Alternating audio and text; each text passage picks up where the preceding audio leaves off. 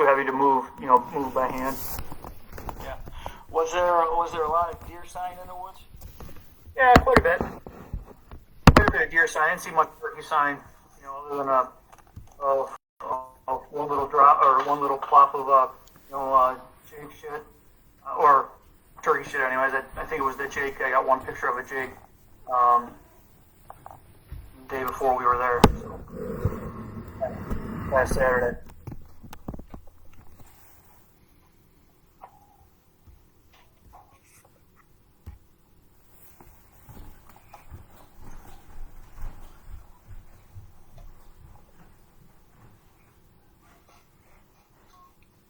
Hey, if one of you guys talk to Doug, and he wants to go fishing in Chautauqua Creek Friday, have him give me a call.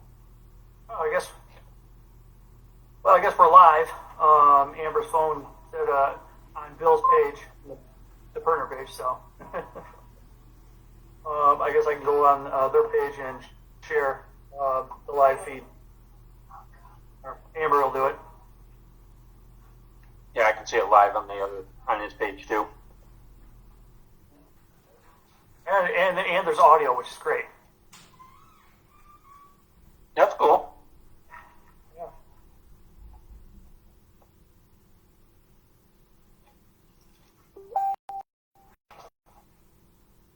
So I should probably stop eating this caramel popcorn now then. Why? All right. It should be live on our Facebook channel now, guys. And if I'll double check it, but it should be live. And if one of you guys wants to go over to that live feed, you can click on the share button. You can share it to your feed, so it'll be on your page too. I've got Amber doing it right now. Beautiful. Thanks, Amber. She's the best. She is the best. Right, Jamie? Anyone who says, I'll gut this deer for you so you can go out and film for Jamie? Yeah, that's a serious knock in my book right there. Okay. Our audio's working, so we're good. All good. All right, so I guess if you want, we can just essentially restart with the introductions, Paul, because none of that was anything anybody could hear. Oh, that was even there. All right, well, I guess we'll start off. I'm Paul Murray from Pertnear Outdoors. Tonight we're going to be talking about what we're doing right now at this point in the year. It's the spring of the year, so actually we are today we're trout fishing. We've been steelhead fishing a little bit and getting ready for turkey season, and also talking about our whitetails and what we're doing for that for the fall. If you got any questions, please feel free to reach out to us, message us. You can message Billy over on his page, and if you have any questions, we'd be more than happy to try and answer for you. Tonight we have myself.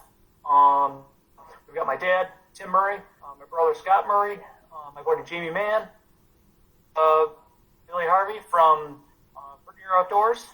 So at this point, I'm going to pass the torch over to Bill. Bill, take it away.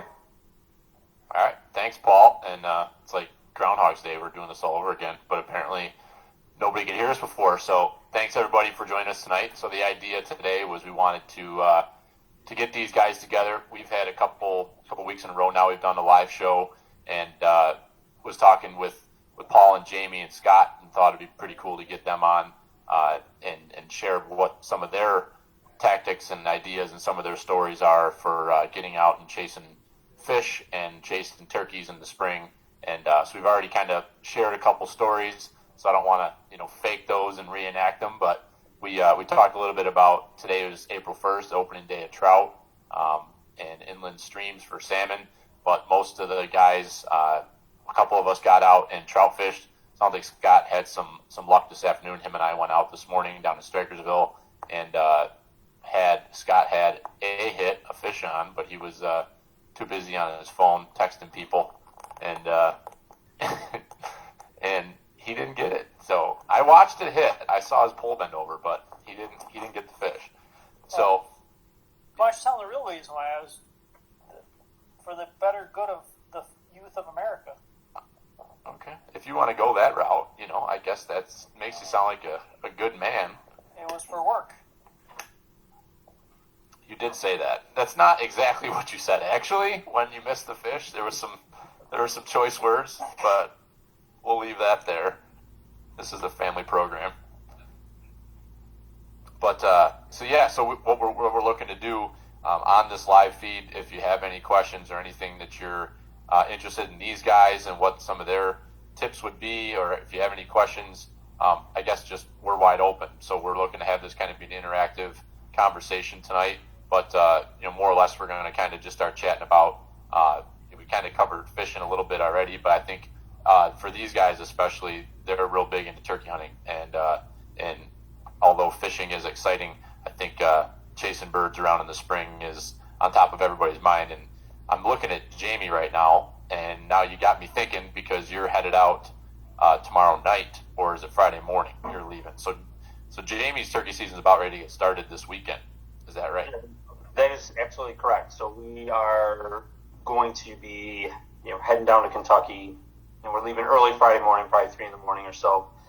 Going down there to see a good buddy of ours, Chip Wade. He has a place, Central Kentucky. It's Ridgecrest Outfitters of Central Kentucky. We've been going there for probably, I think this is Carter's this will be his 4th year. My brother-in-law's been going, I believe, 5 or 6 years now. And Chip's got a lot of birds, and it's usually a good time. Kids usually do pretty well, so we're pretty jacked up. I know he's jacked up because he's asked me about 15 times today when we're leaving. So, yeah, looking forward to it. Can't wait to get there, really. That's awesome. I think we chatted a little bit about that on our first podcast we did with you guys, that this has become a little tradition for you to head down early and get this hunt in, and it sounds like there's been decent success going down there early in the season for you guys, kind of getting kicked off, a month before we were able to do it back home here. Yeah, exactly. I mean, Chip does his homework. He's got a good piece. He's got good ground. So I mean, there's a lot of birds there.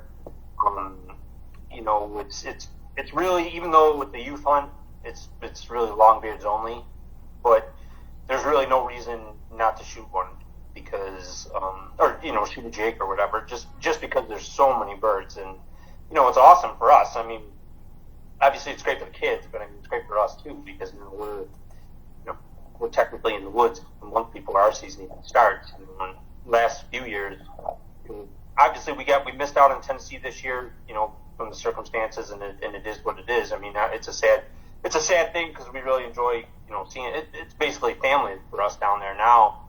But when you start going, you're talking Tennessee, Kentucky. Sometimes we're hitting Ohio. We're hitting 3 different states before our season even starts. It's great for the big kids. I'm just going to say that. For sure. Have anybody else gone with you down on that trip, or has it always just been you going down there? So far, it's just been me and my brother-in-law. My nieces and nephews going. They're the ones that actually started it. And then Carter got a little older, so we started going. Ironically enough, this is actually their last year. They're going to age out this year. But a good friend of ours, Stacy Thompson, brought his son last year, came down with us. I'm pretty sure, I'm not going to speak for anybody, but, I'm pretty confident that I know a kid that lives on Centerline that probably will be getting ready to go next year, maybe, providing. So as some kids get older and age out, we got other kids coming in right behind them. So I think it's going to work out pretty well. Is he talking about your son, Scott? Yes. Maybe.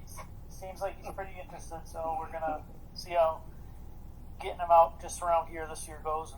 And I'm sure, if we can get some fired up birds in front of him, I'm sure he'll be very excited. I mean, we brought up the other day, actually, it's kind of funny. He asked, we were watching something on TV, and someone said that their heart was beating really, really fast. And I had said, it's a rush of adrenaline. And I go, it's kind of like, and then before I could even finish it, he said, it was like when those 4 deer walked right underneath us, because we had 4 small bucks walk underneath us one day this fall that I had him in the tree stand. And he said his heart was beating so fast. And I'm like, yeah, you got a rush of adrenaline. That's why we do what we do. So I think if we get some turkeys gobbling in front of them, I think it's really going to light a fire for them. Oh boy. There is. Let's talk about the adrenaline rush you had when you saw the deer. Remember? So we had I guess lastly, Jamie, I'm talking about that, and then we had a question that came in regards to turkey hunting. What's it? So you're going down there for a youth hunt, but are you buying a license, and is it challenging to buy those out-of-state licenses? Are they expensive to go do a trip like that? So I'll say this: the youth license, Kentucky is awesome. So Carter just turned 12, and this is the first year he's actually needed a license. So once he turns 12, and they really take care of the youth. So it's a $10 license and a $15 tag. So for $25, you can take your kid down there. Now, I am supposed to go, 2 weeks later, I believe it's the 17th. Me personally, my tags were $235. So a little bit of an increase, but I mean, completely worth it. I mean, at least for where we're going. So, how many birds are you able to shoot with that? Is that multiple? Yes. Carter, now, youth hunt, they can only shoot 1 bird. That's it. They're one and done. The $235 for me is 2 birds. So, now, also, out of the 235, 150 of it is an annual hunting license. So if I wanted to go back for deer hunting, all I'd have to do is just buy the deer tag then. So, you know, if you knew you were going to do multiple things, if you were going for turkey and deer all in the same season, I mean, it's really not that bad at all. Yeah, it's not. And I think when you start looking into doing out-of-state trips, a lot of time that's what it ends up being, is that you have to buy the license, which if you were an out-of-stater coming to New York, you have to buy the license, and then you buy the tags for what you wanted to go after. So, you know, I guess it's no different. You kind of get used to what you have at home and don't really think about that side of it. But that's not too bad. You know, I mean, I guess all things considered, if you can go on a trip like that and you're doing a self-guided type thing, you can be into it, you know, pretty inexpensively. You know, a $235 tag is not terrible. You know, it could be worse. No, and there's a lot of state land down there too. So I mean, there's public land that you can get on. So I mean, if you're talking to do it yourself hunt, then you know, $235, you just need a place to stay and some gas and some food money, and you're rocking. I mean, you know, it's really not that bad at all. No. So one of the questions that just came through from Ray Wright, he said he's looking forward to spring turkey, but he does not have any land, any decent public land to hunt around Western New York. I personally don't have any experience hunting any public land around Western New York. Any of you guys? For turkey? I mean, I not in many years, but I mean, going back probably 15, 20 years, I know me and my brother-in-law used to hunt some state land down by Harwood Lake. I don't even know what it was called, but, you know, we always worked birds down there, but I mean, again, that's 15 years ago. I really have no experience on how it would be right now. Yeah, I don't. There's a state forest about a mile and a half from our camp. It's on Lyons Road in the town of Westfield, and I think it's 435 acres or 535 acres, and it's full of great big red oak trees. And I think you could do a lot worse than hunting there if you wanted to hunt public land or had to hunt public land. It's on Lyons Road in the town of Westfield. It's good intel. How about you, Paul? Have you ever chased birds around on state land? Very. It was a long time ago. You know, we've been extremely fortunate, that we've had property to hunt over the years that we just didn't have to hunt, state land. I know there is a state forest fairly close to where I live, and I never go there. It's just I just never get, or I don't have the need to go there just because we have so much property to hunt. But yeah, just outside of the village of Mayville, there's some state land cars there or trucks there all the time in the spring, so people are definitely in there hunting birds. But, on any given day, would be the day. Yeah, so I guess I would. There? Yeah, we're here. Okay. So I guess I would chime in on that too, and I've seen a couple other comments come in. So Russ Zimmer had had said that there is some good state land around, that the Alabama swamps, the Darien area, southern tier. So I guess that brings up a good point. Some folks, if they haven't ever hunted state land, they're not quite sure where to start. I would say your best bet, if you're new to turkey hunting, don't own land, maybe even new to Western New York, is go to the state, go to Google and just search New York State public land. I would also use apps like a lot of people use OnX. There's another app out there starting to gain some traction called Base Map. There's a bunch like Hunt Stand. I know there's a bunch of different apps, but as long as you can find where some of that public land is, there's turkeys all over our state. There's turkeys all over Western New York. The hunting's pretty good. It's just whether you're going to run into a ton of pressure or not. So, a lot of our state forests are, I have experience hunting deer in Letchworth. There's a lot of oak trees. It's gorgeous woods, and I'd have to imagine it'd be good turkey hunting. But from what I've heard, it gets pretty competitive in there turkey hunting. So I would say, don't be afraid to get out and venture around. Worst case, you're going to just run into some birds. If nothing else, you're going to get out and check out some good ground that you might want to hunt something else on. There's a ton of property around Western New York, especially even when you get over, you get down south into the southern tier, Ellicottville, Franklinville, down that way, and down Westfield, like Tim was saying. But then if you get down over towards the western side of the Finger Lakes, there's a ton of land over there, like hundreds and hundreds and hundreds of acres. So I would definitely encourage anybody to not get discouraged that there's not opportunity if you don't own property. There's definitely land out there that you can get out and run around on. Absolutely. I would say too, like anything, obviously you're willing to walk, the further away you can get from many roads, whatever, the further you get back in, probably the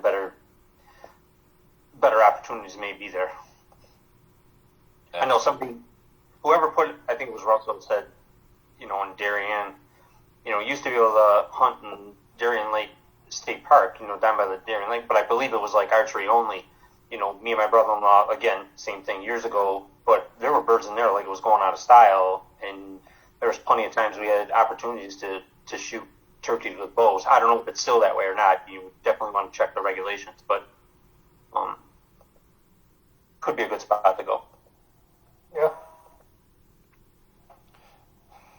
So I guess that leads me into some more turkey talk. So are you guys big into roosting birds, or do you just have the spots that and you get out there in the morning? Do you waste a lot of, I shouldn't say waste, do you spend a lot of time trying to roost birds at night, or do you just get out there in the morning after them? Well, I can tell you that the two biggest nights I spend roosting out of the year are April 30th and May 30th. I will go out and roost birds once in a while, but I'm more often than not on May 30th and May 30th. I'm really trying to put a bird to bed.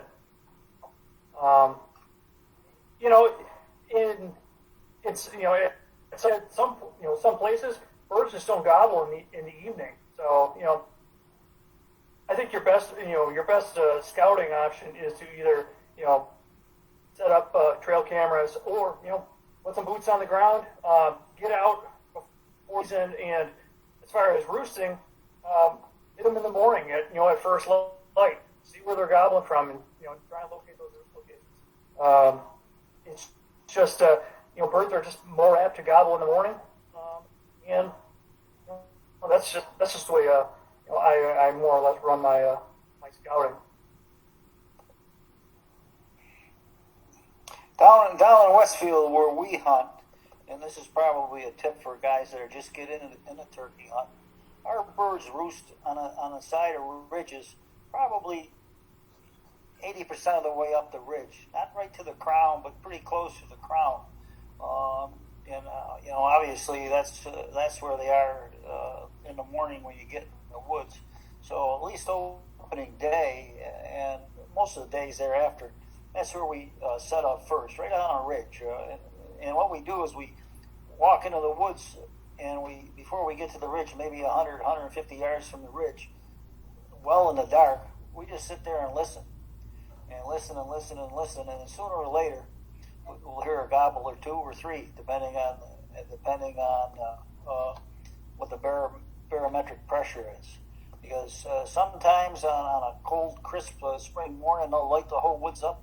And other times when it's overcast and low pressure, you can't hardly get them to talk.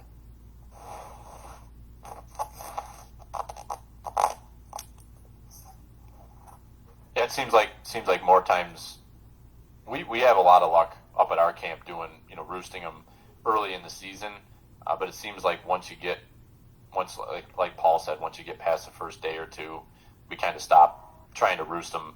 And the worst thing is when you get in there and you're trying to get close so that you can get them to sound off, and you end up getting too close and you bust one off because they're not roosted where you exactly expect them to be roosting, and you kind of maybe blow things up for the next day. So I don't know. I think the more once you kind of figure out, and I know once you guys probably saw that post from that turkey biologist, and I don't know if you heard the podcast, the Meat Eater podcast he was on this week, talking about all the different roosting spots a gobbler will have during a season, and it's fascinating. And if anybody hasn't listened to that podcast yet from this week from Meat Eater, I would strongly recommend it because it makes you think a lot about the way that you pressure the areas, and every time you go in somewhere to try to roost a bird, you're intruding into that area when they're trying to wrap it up for the night, get up into that tree. So if you can be a little bit less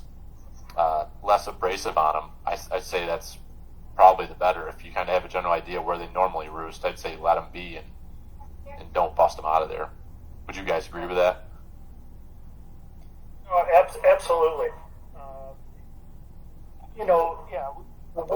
The way we turkey hunt now is so much different than I want to say the way I turkey hunt now is so different than it was when I started turkey hunting. Now, when I started turkey hunting, I used to call. I called way too much, and now, like as I'm getting older, I'm a lot less.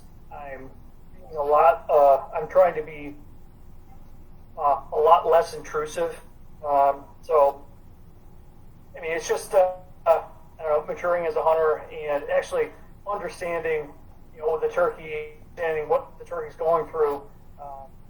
It just helped help me become a better turkey hunter. And for years, down at our camp where we hunt, we would have birds there until the second week of the season, and then we would not hear a gobble again. Birds either got killed or moved out, and we would go weeks with a gobble, and that's not the case anymore. We're extremely fortunate. We're also hunting a lot different now. We're hunting a lot more.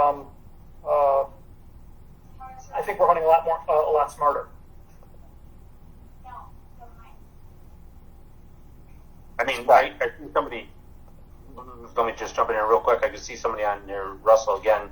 When he says scout, scout, scout, he's like 100% correct. I mean, I think everybody would agree.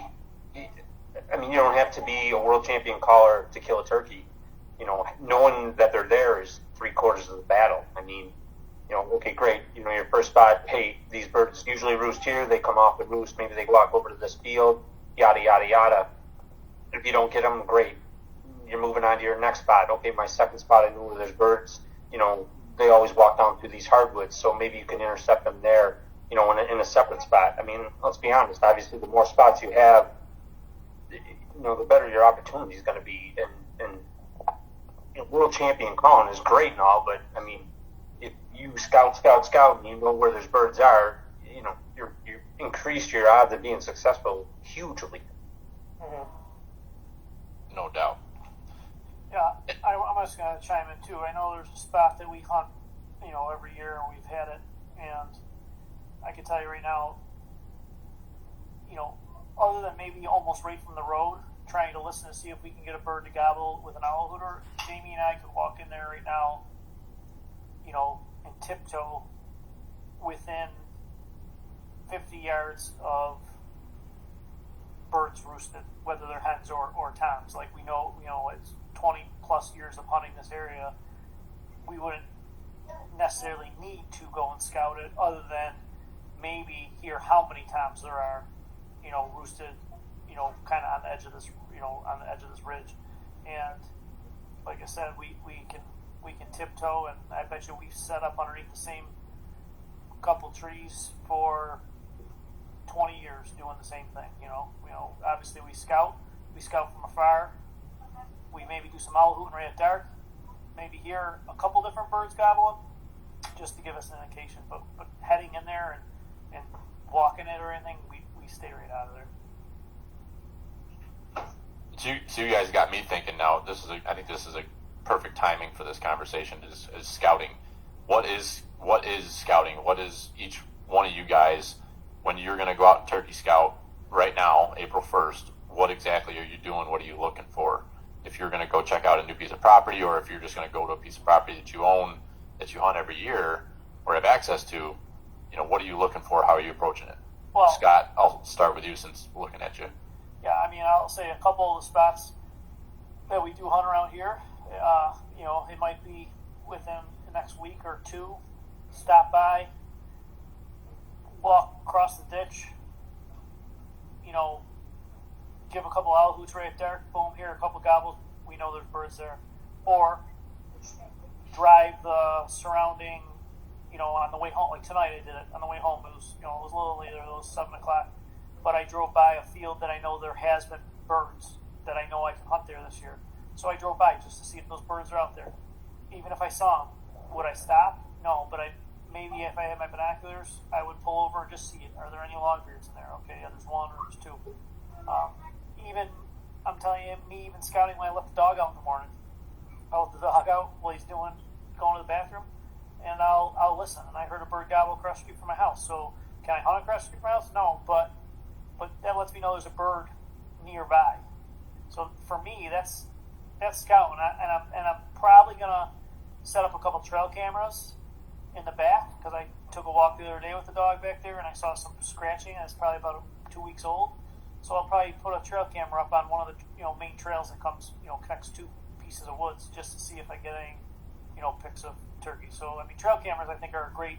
There's an area that has some fresh sign. You throw a couple trail cameras up.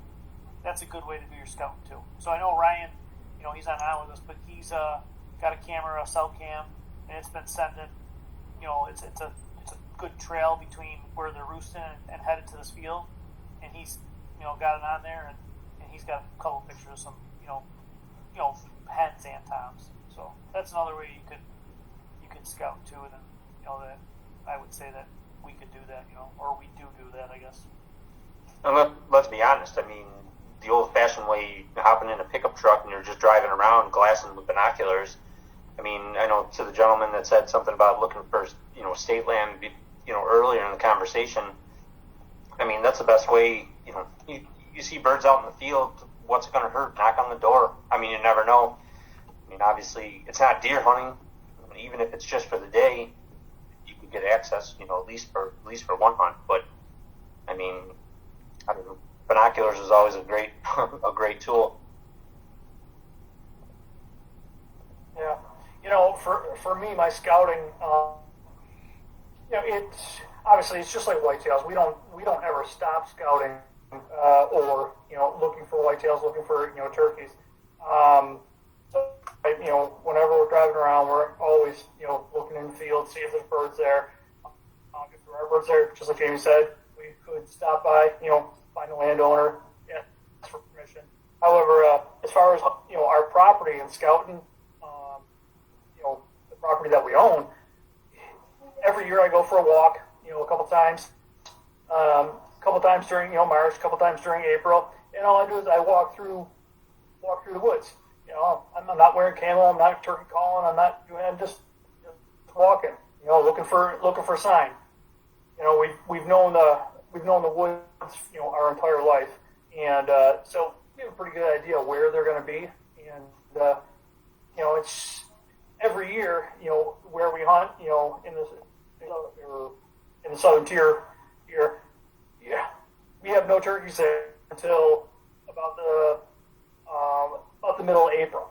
So I was there weekend, and there was no turkey sign. I wasn't alarmed. I just know that wherever the turkeys are, they're not in our woods right now. However, in 2 weeks, they're going to be there. So I hope they're going to be there. I've been saving that or keeping this philosophy on my mind for the last couple of years. So, and it's always knock on wood. It's always come true for me. So they'll be back. When Paul and I scout the night before opening day, and we've been doing it for 25 years, and we usually go to different parts. We own property right behind our camp, and then about a mile away. He'll go behind the camp, and I'll go to the other place, or vice versa. I'm dressed in full camo. I go in the woods, no calling at all. I just sit there, and it's amazing the wildlife you see just sitting there. I get in the woods at maybe 7 o'clock, okay, and walk real slow, get to a good vantage point where you listen. And it's just amazing, the deer and porcupines and all kinds of other animals you see sitting in the woods in camo early in the evening. And one time, we were behind the cabin the day before opening day, and as we were walking out in the dark, I stepped on something, and I looked down, and there was a broken piece of an antler. It was a big antler, and it had been on the ground for a long time. Well, about 7 years before that, one of my best friends came down to the camp with us and shot this great big buck with a broken rack, and it would have been a 10-pointer. Well, guess what? 7 years later, I found the half part of his rack that was broken off. No way. I said, hey, honest to God. And I said, hey, not for nothing. I says, but I think I got the other half of your rack. And I called him, and we hooked up, and sure enough, that was his rack. And he shot the deer probably half a mile from where I found that broken rack. And that deer scored 137 inches. That's awesome. So that crazy. scouting for turkeys, it's just a great time to be in the woods in the springtime. So, on my end of things, when it comes to scouting the night before, I like to take my turkey vest, like you, Tim. I like to put my camo on, but I like to fill it with beer. And then I go out there and I sit down and I just drink until it gets dark out. And then it's like, okay, I guess it's time to go back to camp because I'm out of beer. That's the way my father brought me up. So I don't know whether that's right or wrong, but... Well, I think the guy's got a couple pictures of me with a couple of PBRs. There you go. I knew deep down you were hiding something. I was trying to get it out of you.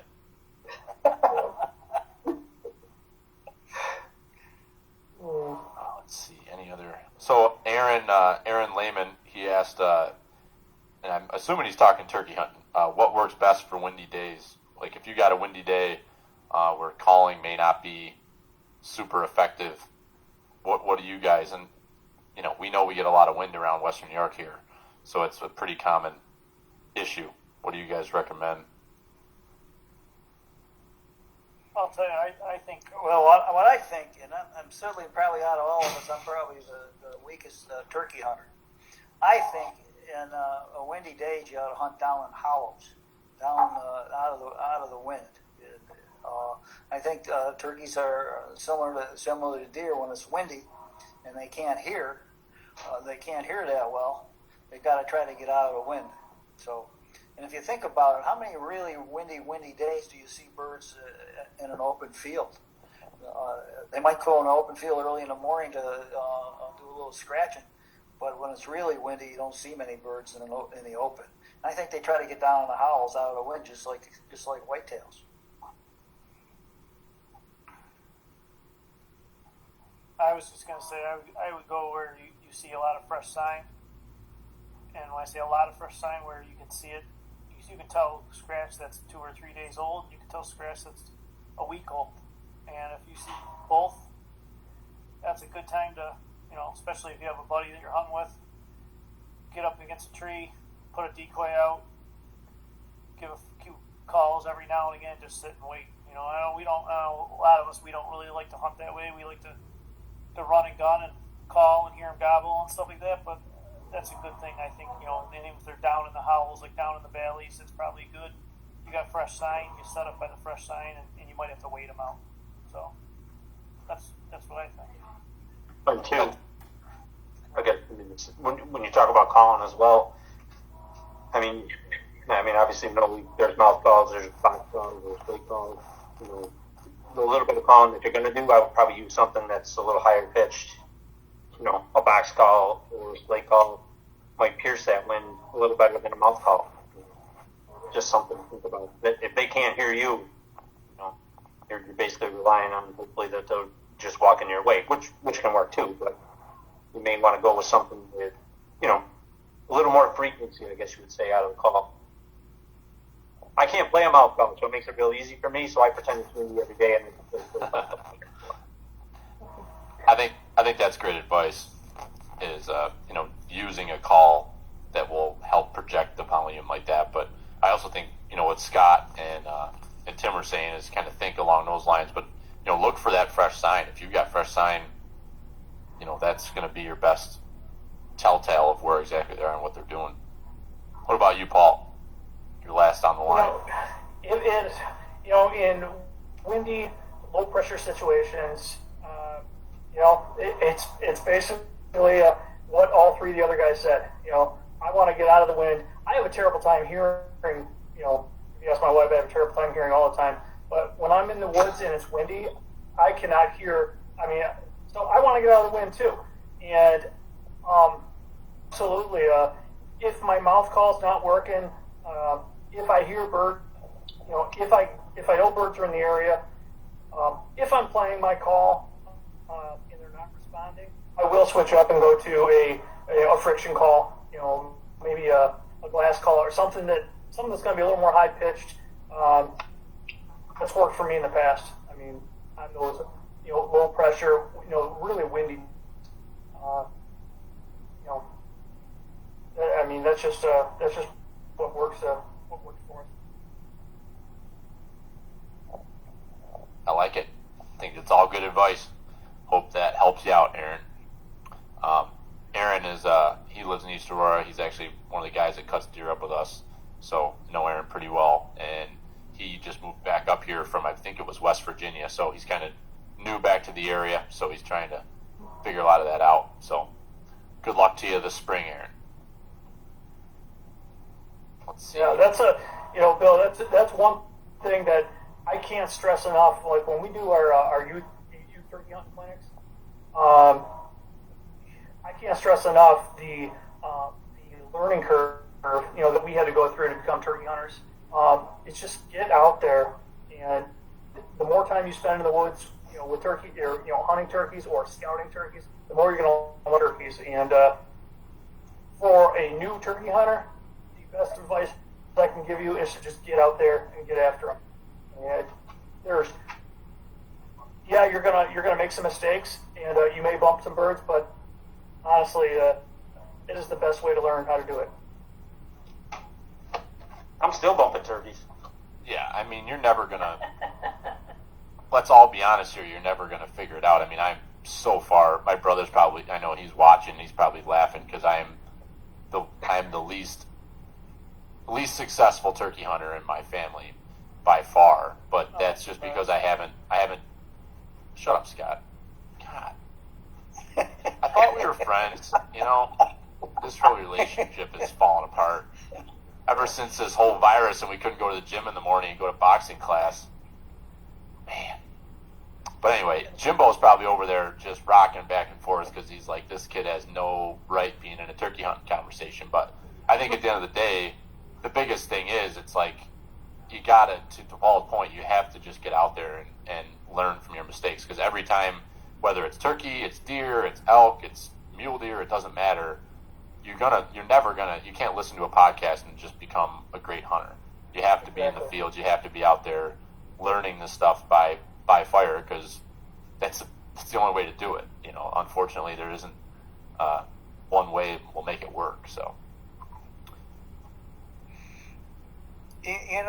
for us, for hunting deer and for hunting turkeys, we've had to learn and learn to hunt harder and smarter for two reasons. One, the coyotes have really impacted our deer herd down there. And a lot of people say they don't. Well, for as many years as I've been down there, the amount of fawns I see in the fall is down probably 70 or 80% from what it used to be. And our turkeys are way down ever since the fishers moved in. So in order to get a good time in the springtime down there, you really got to put your time in. Now compared to what it was 15 years ago. 15 years ago, you go in the woods, you might hear 6, 7, 8, 9, 10 of them gobble at the same time. Now, maybe 3.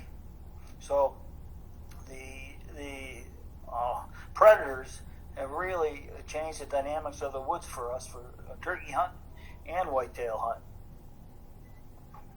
no doubt. I was telling Scott this morning. I went for a 4-wheeler ride yesterday over at the farm, and I'm driving across the field, and I've been over there almost every day for the last couple of weeks, and I'm looking across the field, bean field, a drainage ditch in the middle, and I see something out there that's red, and it kind of just jumped out at me. It was 400 or 500 yards away, maybe 400 yards away, and I pull my binoculars up, and I'm like, well, that looks like a carcass of some sort. I drove the 4-wheeler over there, and this turkey, was just shredded. The only thing that was left, all the feathers were gone off it. Its head was gone. Its legs were gone.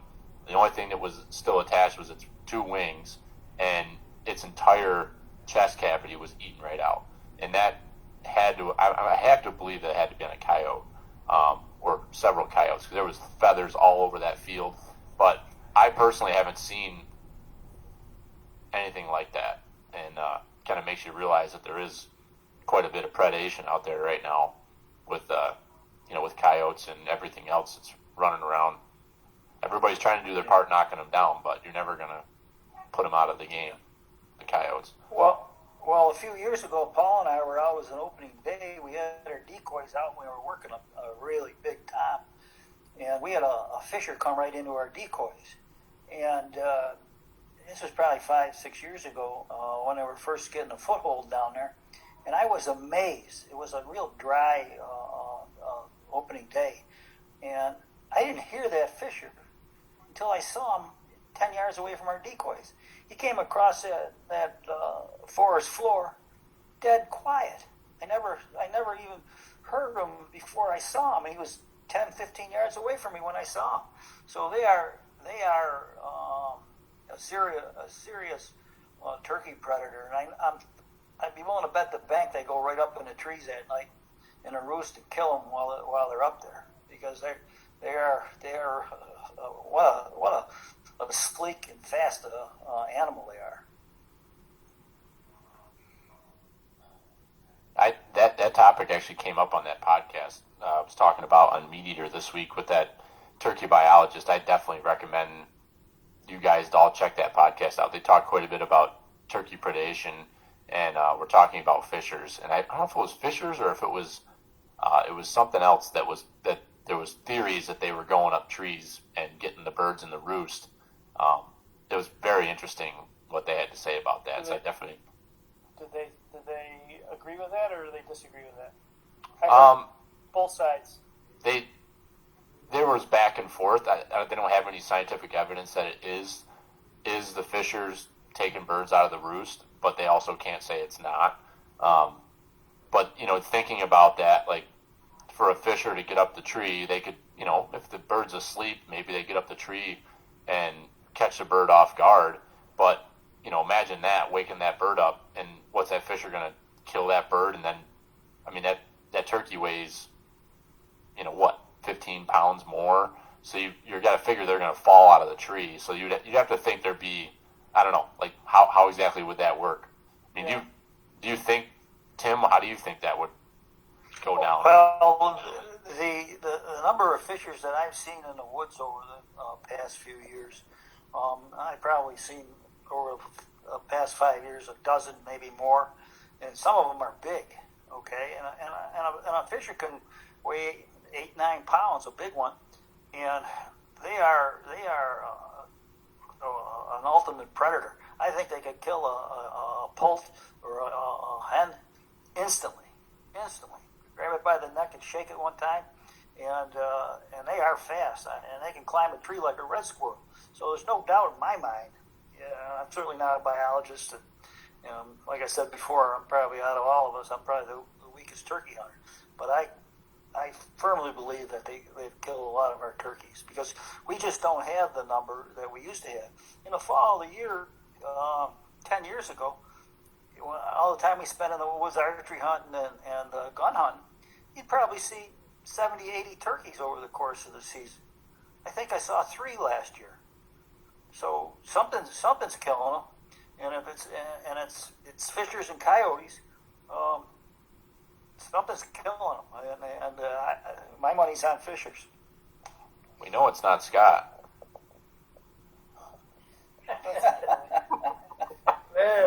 Or maybe Paul. I don't know. I saw Paul miss a whole bunch of times in that one video. Well, I'm not going to say I haven't missed because if anyone tells you they've ever missed a turkey or they have never missed a turkey, that's to you because,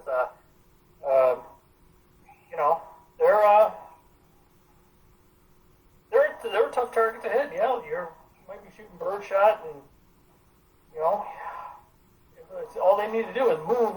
They can move their head, that fast, and you miss. So, he did pretty good last year.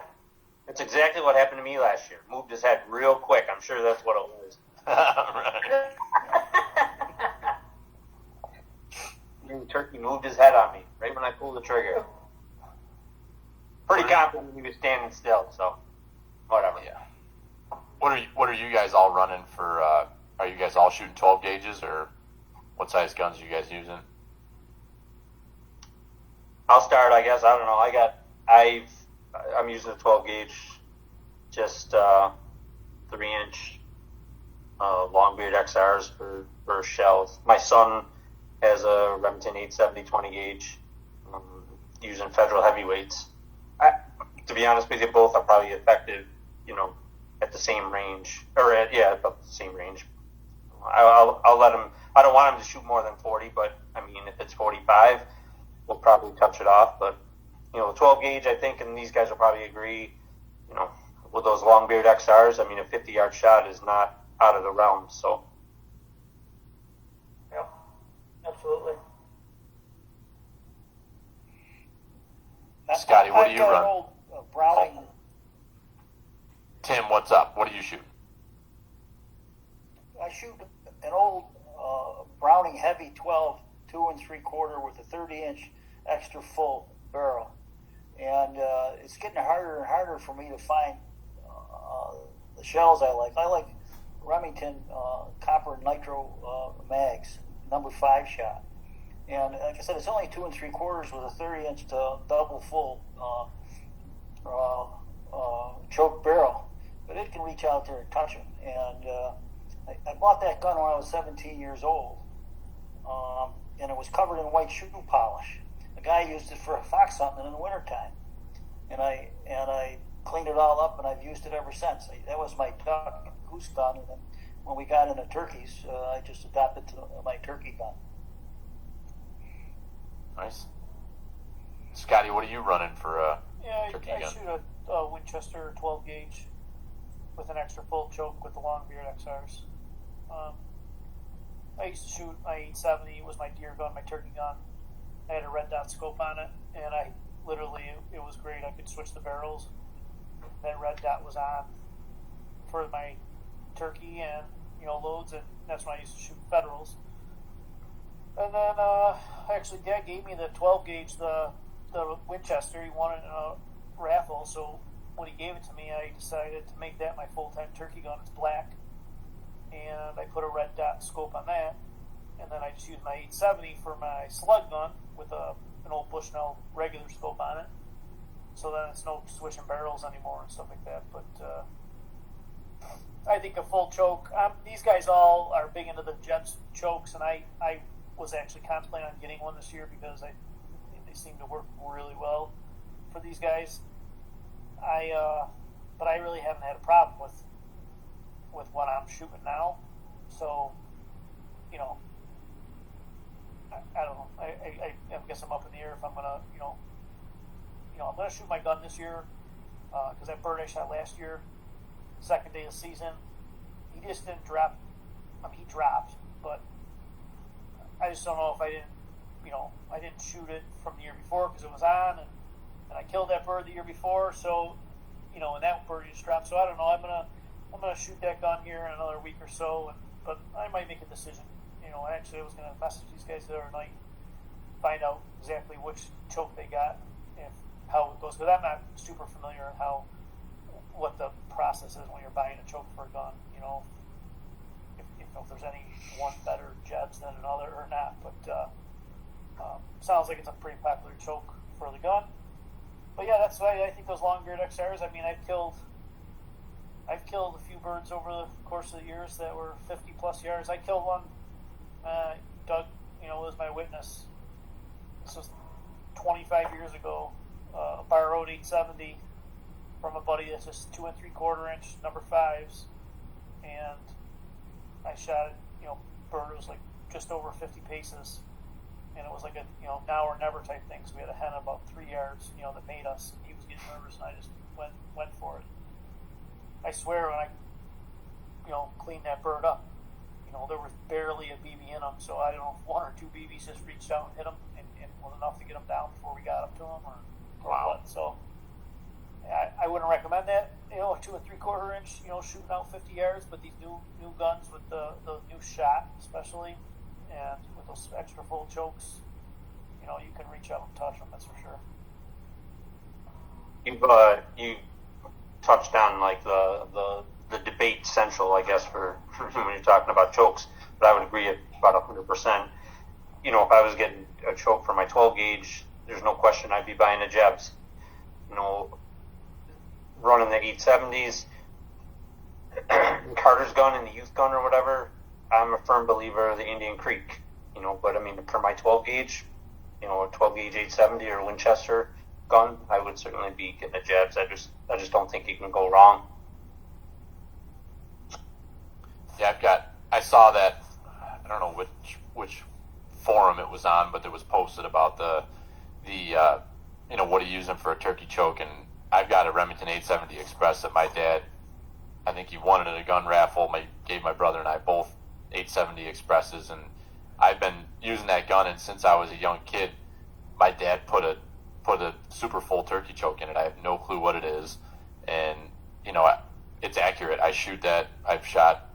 Use that same gun when I'm shooting sporting clays or trap, and you kind of get. I almost think it's like everybody laughs at me when I'm shooting a super full turkey choke, but I think it's good practice. I mean, you're shooting, at a moving target like that, and getting used to shooting at something with a very tight pattern. I don't think it's a bad thing to get used to what you're running there, but that thing's rusted in. It'll probably be in there forever. I know it. I don't care what brand it is. I know that I shot a longbeard last year, my first longbeard. Thanks, Brian, for calling it right into my lap. But I've been running the Remington Nitro turkey loads, and I don't know about you guys, but it seems like every year I buy a box, and then I empty the box into my turkey vest, because you think you're going to use 12 shots on one turkey. So you got your whole turkey vest is like 20 pounds because it's weighed down with all these shells. And then the end of the season comes and you put them all in a Ziploc bag because you don't know which box they came out of. So I've got like all these boxes of ammo with these Ziploc bags full of turkey rounds that they're wore off. I don't know what size shot they are. I have no clue, but like my brother said last week when we were talking about broadheads, or it was 2 weeks ago, it's like, whatever, if they're sharp and they fly good, it's like, put them in your gun and let them rip, as long as they're the right size, and who cares what brand they are or what ounce they are. Just let her eat. Get really caught up in that stuff, but I don't think that should be the last thing on your mind when you got a bird standing at 20 yards. So Exactly. we're running on about an hour here. I don't know if there's anything else you guys want to hit on. No, If there's any other questions that have come through. I gotta finish up actually doing a little bit of work that I gotta post some assignments for kids, so I'm gonna head out now so I can just focus on doing this and get it done so I can get to bed, because I gotta wake up tomorrow morning and kind of do the same thing. You going fishing in the morning? No, I don't think so. Not tomorrow morning. You're going with Doug, aren't you? Just tell me you're going with Doug. No, I'm gonna work around the house tomorrow morning. But I will go for a walk in the morning. I'm probably gonna go do my 2-mile walk in the morning as soon as I get up. Nice. So other than that, peace out. I will talk to you guys later. Yeah, thanks for hopping on. Yeah, I've got something to say. If somebody's looking for a place close to go steelhead fishing, the west branch of 18-Mile Creek on East Eden Road, it's about maybe an eighth of a mile where East Eden Road connects to Route 75. There's a big dam there, and the fish can't get over that dam. And it's close, from where we are here in East Aurora. You can be there in 20 minutes. Boy, do they stack in there. I mean, they just stack in there. So something to think about. East Eden Road, it ends at Route 75, and it's the west branch of the 18-Mile Creek, and it's not a hard creek to fish. I find steelhead fishing I do better on small streams where I can read the water better than I do on large streams. I have just more success on small streams. So if anybody's out there and wants a good place to go fishing close to Buffalo or East Aurora or wherever, I highly recommend that. It's a good tip. Thank you. Are you using a spinning tackle, or are you using fly fishing tackle? I use a 12-foot noodle rod, and ever since I went to that noodle rod, my snags have dramatically decreased, and I've been able to land a lot more fish. It wasn't an expensive rod. It was maybe $50 or $60. I bought it at a Walmart years ago. But I just feel that long rod works a whole lot better on a stream. As far as people fishing with streamers for steelhead, more power to them if they want to catch them on artificials.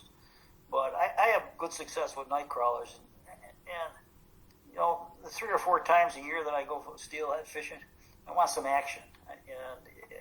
And I just think that unless you're really good at steelhead fishing, for me, if I went to fly fish with streamers, I'd be lucky if I got 1 or 2 hits a day, as opposed to 4 or 5, 6 hits a day on night crawlers.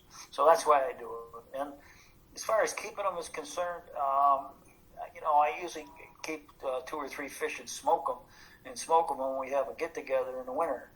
But other than that, they don't taste very good. But I did get a tip years ago that if you took the steelhead, filleted them, took the skin off them, cut them in cubes, put them in cheesecloth, and boiled them, and then took them out of the hot water, and while they were warm, dipped them in butter like you would lobster tail. They're supposed to be delicious. I've never tried it, but that's what I heard. So if anybody out there wants to try it, be my guest.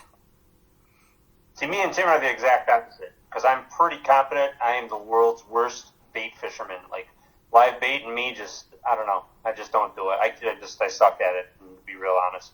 If I don't have a spinner, I'm in deep trouble. Paul's laughing, but he knows it's the truth. I'm like, I could throw a night crawler on a a minnow, and I'm going to get snagged up in about 3 seconds. I can throw a spinner all over the creek like nothing. But hey, Cody Flynn, good luck to you too, buddy, if you're still on here.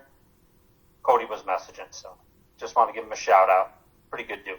Yeah, night crawlers, I'm horrible. But I watched him pull them in one after another on Friday, or at least get rigged up, multiple times. Gives me that false sense of hope, hey, I should be able to put a night crawler and figure this stuff out. Nah, I still suck. But it was good to watch him. I got some good video. Yeah. I grew up in the 50s with Mickey Mantle, Davy Crockett, and I had a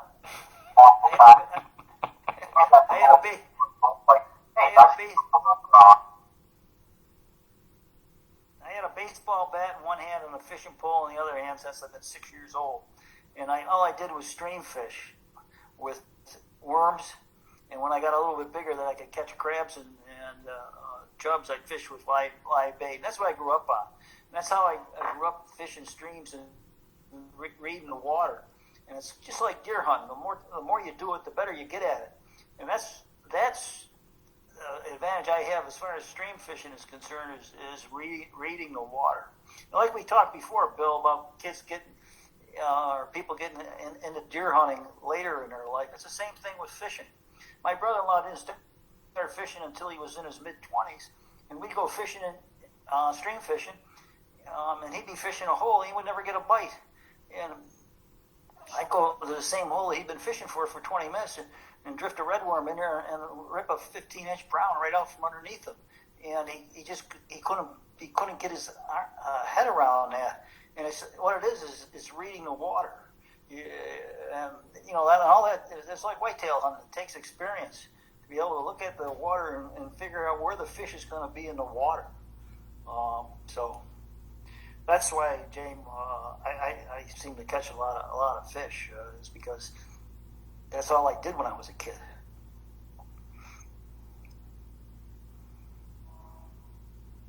What are you smiling about? Well, I was just thinking, we were at the stream fishing, and I had taken the camera to do some video work, and my brother, who's no longer on the call, we rigged up his line with your setup there, and just as he was about to cast in, he got a phone call that he had to take. So he's like, "Here, hold this." So I put the camera down, and I was reading the water, and just so happened the second cast I caught. So just thought we'd give him a little jab there, since he's not on. I love it because the same shit happened to him today, and it just makes me so happy because I know he's good at what he does, but we're out there and his phone kept blowing up, and it was getting close to time that he had to call it quits to get back to teach his online course, and he pulled his phone out, and he's like, "Oh, this freaking phone call," and he goes to stuff it back in his pocket, and I'm watching his rod, and all of a sudden his rod's freaking bouncing down. I'm like, "Oh shit," and he's flipping out because he can't get his phone in his pocket. And he's like, "I told you the story about the other day, right?" I'm like, "Yeah, you told me." He was fired up about that still. Freaking Scotty. That's why we love him. That's why we love him. Oh yeah, and for as much as he may sound like he's going through some struggles, he's been pretty successful in the outdoors. When it comes to hunting turkeys and hunting whitetails and catching steelhead and trout. So I mean, it's nice to be able to give him a little jab here and there. Yeah, absolutely. All right. Well, anything else from you, Jamie or Paul, before we wrap this thing up? I think I'm pretty much good. Thanks for having us on again. Obviously, it was awesome. Yeah, man. Sit there and do this every. I know. Yeah. That's the truth. I apologize to everybody who was trying to listen in on the Hunters Creek page. Obviously, I'm not up to my tech, so I couldn't figure out the volume. But hopefully down the road we'll be able to figure that out. I appreciate you jumping in and put us on on your page and then letting us share it. And reaching out to talking to Scott about it and having us get together and and talk with us. If there's one thing I can say to everybody out there or anyone who's listening, if they have any questions about hunting, whether it's here in Western New York or anywhere else in the United States, please don't hesitate. You can reach out to us, hit us up on Facebook, or you can email us. It's hunterscreekoutdoors@gmail.com. That's why we do this. We want to try and help you enjoy the outdoors, your time in the outdoors, best that you can. We spent the last going on 40, almost 40 years here of running through the woods, running up and down mountains, and that's just what we love to do, and I don't know what to say, but we're good at it. So if you've got questions, please by all means let us know. Absolutely, and it's our first run at this 2 weeks ago was a disaster with the whole feed thing. So each week, each time you try this, you get a little bit better and you figure out where the shortfalls and the issues are. But the audio, I can tell you, is great. So we'll have a good podcast to come from it, and the video has been good from what it looks like too. So once we get done with this live video, I'll save it and post it to our Facebook page, and then you guys can share that to yours, and everybody can watch back Absolutely. and check that out. So yeah, thank you guys for jumping on. I appreciate everybody who played along with us for this last hour and gave us some questions. I hope we were able to answer them for you.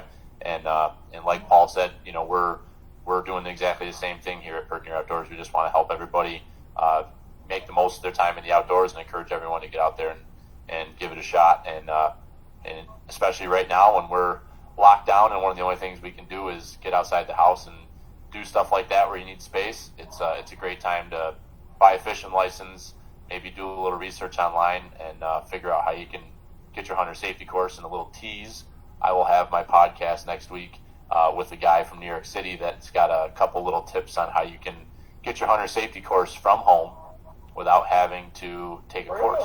Yeah, so I will tease that, and definitely encourage everybody to check that out when I post that up next Monday. So thanks, boys, and Jamie, shoot the big one down. Have fun with your boy.